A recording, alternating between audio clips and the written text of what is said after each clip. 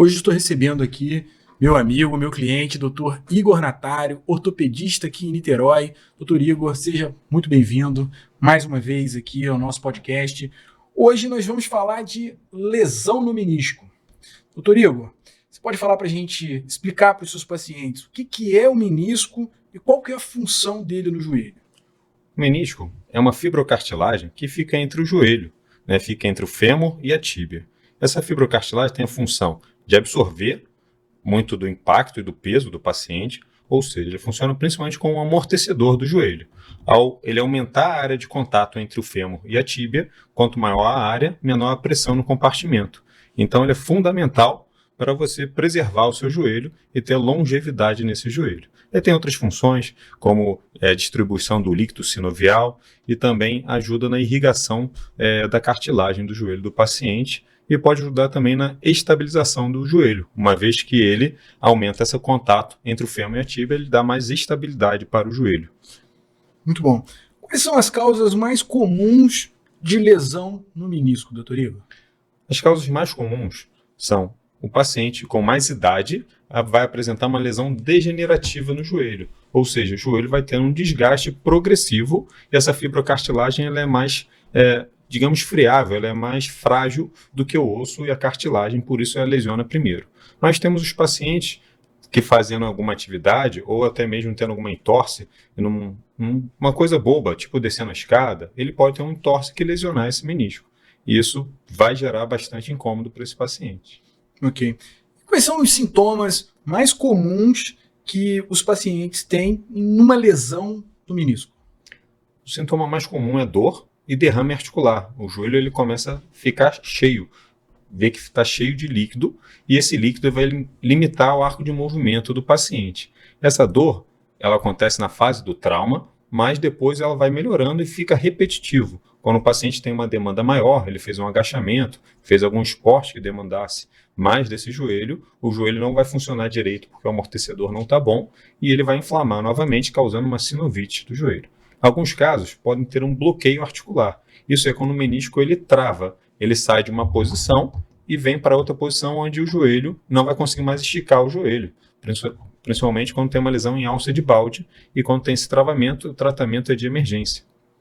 Interessante. Como é que é feito o diagnóstico de uma lesão meniscal, doutor Igor? Todo diagnóstico ele baseia no exame clínico, já vai aumentar a suspeição dessa lesão e principalmente o exame de imagem com ressonância magnética. Nós não conseguimos visualizar o menisco por radiografia, a gente suspeita quando tem um espaço diminuído entre o fêmur e a tíbia, no raio-x, de uma lesão degenerativa, mas, de modo geral, o menisco só é avaliado na ressonância magnética. A ultrassonografia, ela tenta avaliar, mas, na minha opinião, é muito pobre para você visualizar como foi essa lesão. Então, às vezes, você vê a lesão, mas não consegue determinar a extensão dela, nem se ela é estável nem instável, né? Ok. Quais são as opções de tratamento que o paciente tem para uma lesão no menisco? Então, o tratamento padrão ouro, num paciente jovem com a lesão aguda, é consertarmos o menisco, que a gente chama de sutura do menisco.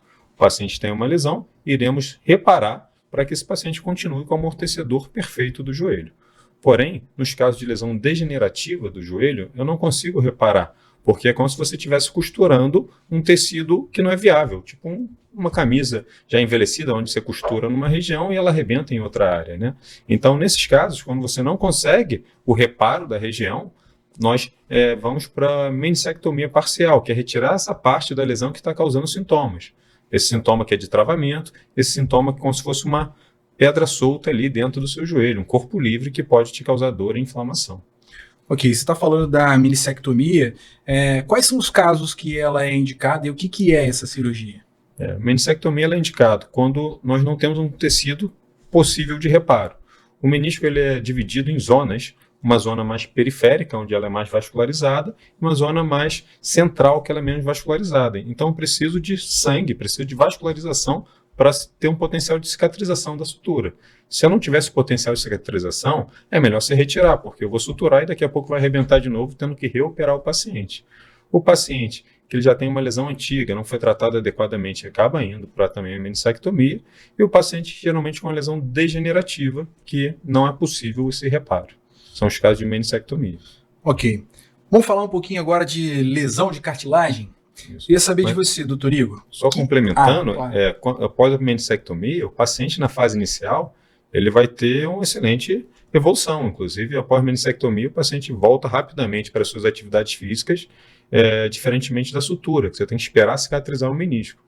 Então, outra indicação é aquele paciente que ele não tem como passar pelo processo de reabilitação da cirurgia de sutura do menisco. Um atleta que precisa voltar rapidamente para o trabalho, outras pessoas, trabalhadores liberais, que não tem como ficar um tempo sem carga no joelho. Dependendo da lesão no menisco, tem que deixar o paciente de 6 a 8 semanas com carga parcial. E nem todo mundo tem uma organização para fazer isso. Alguns precisam voltar a trabalhar já no dia seguinte.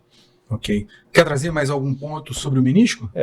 A falta do menisco, né, a gente evita sempre retirar o menisco, porque a falta desse menisco vai levar a um desgaste acelerado desse joelho. Uma vez que ele é um amortecedor, se você andar sem amortecedor em uma parte do joelho, você vai levar o desgaste da cartilagem, vai levar o desgaste do osso e, por fim, vai levar a artrose nesse joelho.